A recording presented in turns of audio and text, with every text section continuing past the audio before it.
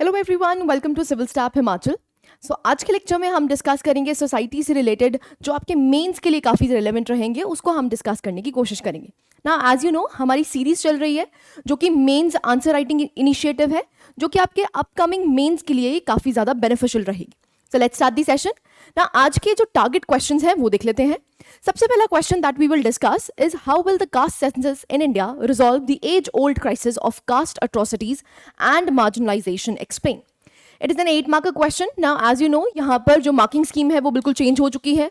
यहाँ पर आपको 8 मार्क्स एंड 12 मार्क्स क्वेश्चन देखने को मिलेंगे। अब पहले आपको 4 मार्क क्वेश्चन भी देखने को मिलते थे ना। This particular question is in news, बहुत ज्यादा आपको न्यूज में देखने को मिल रहा है। रादर रिसेंटली सुप्रीम कोर्ट ने यहाँ पर वर्डिक्ट भी दिया था कि यहाँ पर जो आपकी एससी है, एससी कैटेगरी जो बिलोंग करती है, वहां पर सब कैटेगराइजेशन होना जरूरी है, वहां पर क्रीमी लेयर कॉन्सेप्ट को लाया जाए, राइट। सो कास्ट सेंसस जो है वो आपसे पूछा गया है, how will the caste census in India resolve the age old crisis of caste atrocities and marginalisation. Next question आज जो हम डिस्कस करेंगे that would be analyse the challenges and implications of communalism on social cohesion and the country's overall development।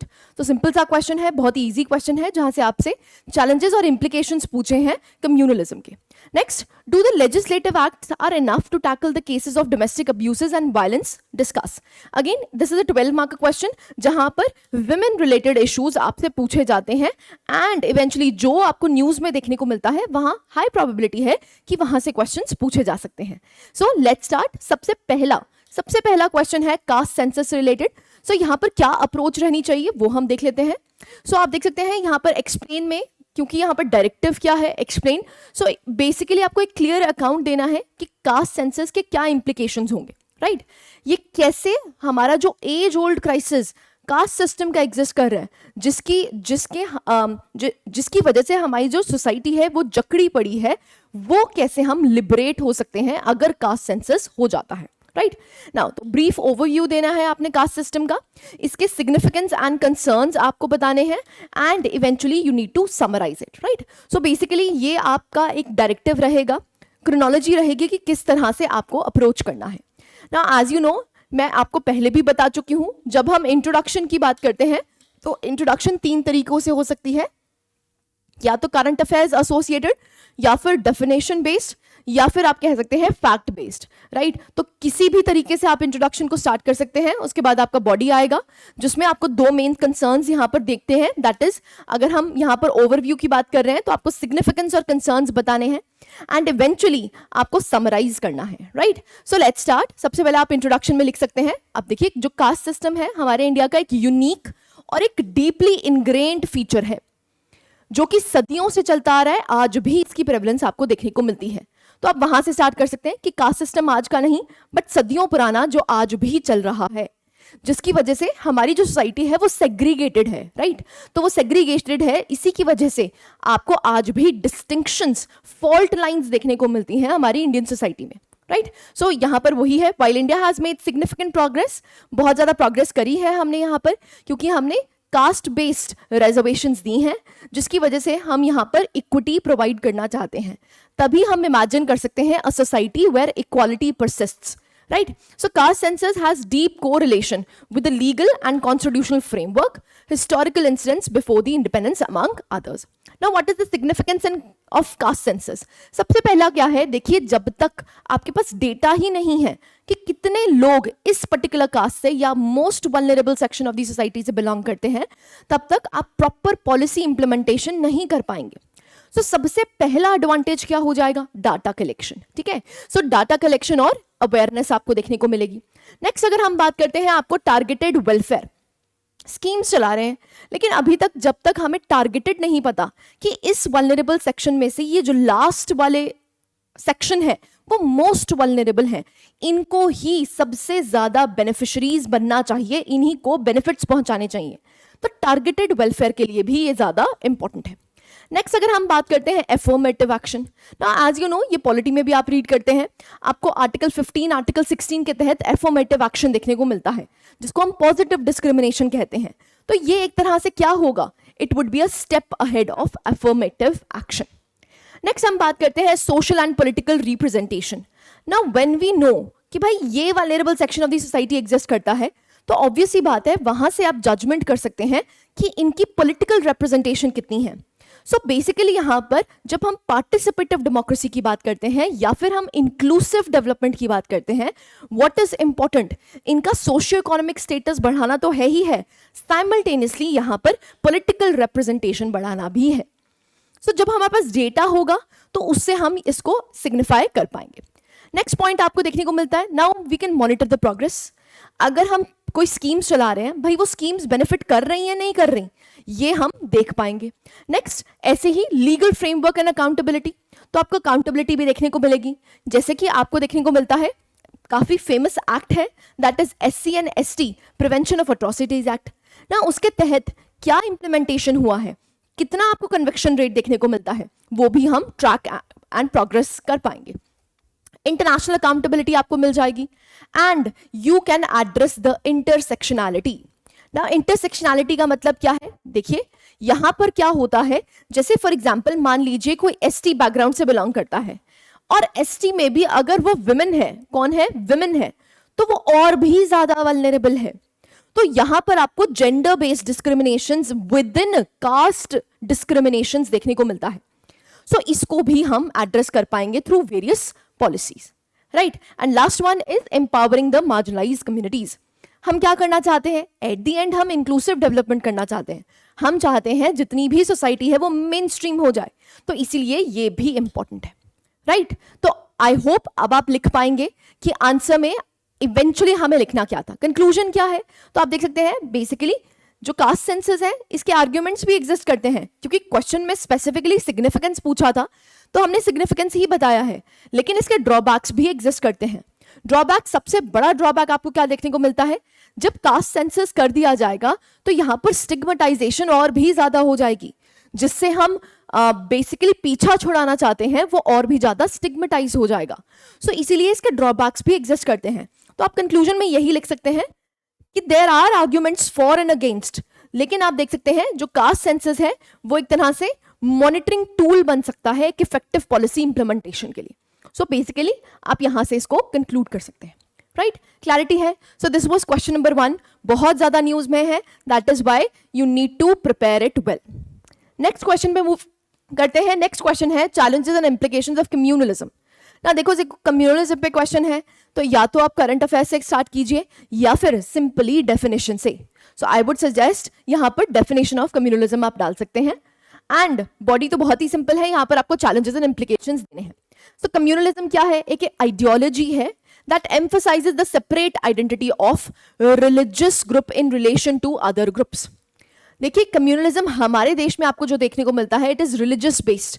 सो यहां पर जब आपको लगता है कि जो मेरी कम्युनिटी है, जो मेरी रिलीजियस कम्युनिटी है वो टोटली डिफरेंट है फ्रॉम द अदर, एंड दूसरे की तरफ आपको एनमिटी है, हेट्रेड है, उसकी वजह से आपको कम्युनलिज्म राइज होता हुआ दिखता है। सो बेसिकली हमने यहां पर कम्युनलिज्म को डिफाइन कर दिया है। Now what are the challenges, सबसे पहले आपको यहां पर सोशल डिवीजन देखने को मिलता है, एलिनेशन देखने को मिलती है। अब कम्युनलिज्म की वजह से हमारी सोसाइटी भागों में बंट चुकी है, फॉल्ट लाइंस इतनी ज्यादा एग्जिस्ट करती हैं कि कभी भी आपको राइट्स देखने को मिल सकते हैं। नेक्स्ट, ऐसे ही conflict and violence, that is what I have told you. अगर हम कम्युनलिज्म की एक्सट्रीम स्टेज देखते हैं, जो लास्ट स्टेज होती है वो एक्चुअली में क्या है, इट इज वायलेंस, ठीक है। So it can lead to conflict and violence. Economic disparities आपको देखने को मिलती है, उसकी वजह से भी आपको देखने को मिलता है कि कम्युनलिज्म की भावना ज्यादा होती है। सो ये जो इकोनॉमिक डिस्पैरिटीज हैं, सो इसकी वजह से भी आपको कम्युनलिज्म राइज होता हुआ दिखता है। सो ये मेजर चैलेंज है आपका कम्युनलिज्म से रिलेटेड। ऐसे ही पॉलिटिकल इंस्टेबिलिटी, अब अगर आपको कम्युनल पॉलिटिक्स की अगर बात करते हैं वो राइज होती हुई दिखती है, जिसकी वजह से आपको पॉलिटिकल इंस्टेबिलिटी देखने को मिलती है। So these are some of the challenges and implications in pertaining to communalism, right? So these are some of the examples. Now you can conclude कि भाई देखो, अगर communal harmony maintain करेंगे तो eventually जो हमारा देश है वो prosper कर पाएगा। So वो prosperous development के लिए क्या जरूरी है, communalism का rise नहीं but decline। So communalism में आपको decline देखना पड़ेगा, जो यहाँ पर religious cohesion है उसको enhance करना पड़ेगा। जब तक रिलीजियस कोहेजन एनहांस नहीं होगी तब तक आपको कम्युनलिज्म के इंसिडेंट्स देखने को मिलेंगे, राइट। सो यहां से आप कंक्लूड कर सकते हैं इजी क्वेश्चन, यहां पर सिंपल बेसिक क्वेश्चंस पूछे गए हैं।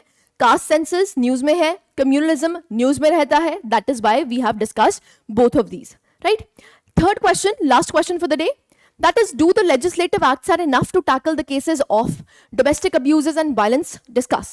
So basically आपसे पूछा गया है, जो domestic violence के acts आपको देखने को मिलते हैं, क्या जो हमारे legislative measures हैं, मतलब जो laws बनाए गए हैं against domestic abuse, क्या वो relevant हैं? तो basically आप क्या कर सकते हैं, introduction कर सकते हैं, जहां पर आप domestic violence को define कर सकते हैं. It is abuse by one partner against another in an intimate relationship such as dating, marriage, cohabitation or a familial relationship. So वहां से आप डिफाइन कर सकते हैं एंड इवेंचुअली आपको बताना पड़ेगा कि जो लेजिस्लेटिव एक्ट्स हमारे चल रहे हैं क्या वो सफिशिएंट हैं, क्या वो फुलफिल कर पा रहे हैं, या हम कह सकते हैं कि जो डिक्लाइन आपको केसेस में देखना चाहिए वो क्या आपको देखने को मिल रहा है. तो पहले आपको बताना पड़ेगा कि भाई हमारे पास लेजिस्लेटिव फ्रेमवर्क कौन कौन से एग्जिस्ट करते हैं. अब सब कुछ डिफाइन करने की जरूरत नहीं है, लेकिन 4-5 आप यहां पर लेजिस्लेटिव मेजर्स बता सकते हैं, जैसे कि protection of women from domestic violence act 2005. अब अलग से इनहैंस किया गया, यहां पर लॉ को इनैक्ट किया गया कि डोमेस्टिक वायलेंस के एक्ट्स को कम किया जाए. The protection of children from sexual offences, the dowry prohibition act, ठीक है, ये सब कुछ हमने ऐड किया है. ऐसे ही आईपीसी में आपको देखने को मिलता है which is section 304B which is dowry death, right? So इसको भी ऐड किया गया है. ऐसे ही section 498A जिसमें cruelty by husband or his relatives को मेंशन किया गया है, क्रिमिनलाइज किया गया है. So legislative measures बहुत सारे देखने को मिलते हैं. ऐसे अगर हम बात करते हैं section 113B जो कि इंडियन एविडेंस एक्ट का देखने को मिलता है which is presumption as to dowry death, right? So यहां पर आपको देखने को मिलता है कि legislative measures बहुत सारे लिए गए हैं. Now what is important, you have to remember these. अगर आपको यहाँ पर ये चीजें याद ही नहीं है कि लेजिस्लेटिव प्रोसेस क्या किया है, लेजिस्लेटिव मेजर्स कौन से लिए हैं, तब तक आप आंसर को फुलफिल नहीं कर पाएंगे, राइट? तो सबसे पहले हमने क्या बता दिया मेन बॉडी में, भाई लेजिस्लेटिव फ्रेमवर्क हमारे पास क्या एग्जिस्ट करता है. अब क्वेश्चन क्या था कि भाई क्या लेजिस्लेटिव मेजर्स फुलफिल्ड हुए हैं जिससे कि डोमेस्टिक वायलेंस खत्म हो गया है. देखिए आज भी आपको डोमेस्टिक वायलेंस देखने को मिलता है, तो बेसिकली क्या है, ये फेलियर है किसका, लेजिस्लेटिव फ्रेमवर्क का. तो यहां पर आपको डेटा डिफाइन करना पड़ेगा. आप देख सकते हैं national crime record bureau crime in India 2021 report, the majority of the cases under crime against women under IPC were registered under cruelty bye husband और हिज रिलेटिव्स. It was 30%. ठीक है, तो मतलब लेजिस्लेटिव मेजर्स हैं भी, लेकिन फिर भी यहां पर आप कह सकते हैं प्रॉपर इंप्लीमेंटेशन नहीं हो रही है, तभी आज भी आपको इसके केसेस देखने को मिल रहे हैं, right? Cruelty was defined as including both physical and mental cruelty. So physical और मेंटल क्रुएल्टी आपको देखने को मिलती है. वाइल देयर आर सेक्शंस, जैसे 304B की बात करते हैं, ऐसी 498A की बात करते हैं, लेकिन फिर भी आपको यहां पर आज भी इंसिडेंसेस देखने को मिल रहे हैं. सो जो एग्जिस्टिंग सिविल लॉज हैं they fail to provide effective and timely relief. Proper relief ये नहीं पहुंचा पा रहे हैं, right? And there is a lack of support system for the women. So basically legislative measures are not sufficient. इस legislative measures को जब तक प्रॉपरली इंप्लीमेंट, जब तक प्रॉपरली एग्जीक्यूट नहीं किया जाएगा, तब तक आपको ये डोमेस्टिक वायलेंस के एक्ट्स देखने को मिलेंगे. क्लैरिटी है? ठीक है जी. नाउ स्टेप्स, अब क्या ले सकते हैं हम? देखो लेजिस्लेटिव मेजर्स तो ले लिए, अब व्हाट वी कैन डू, सबसे पहले gender sensitisation. This is very important.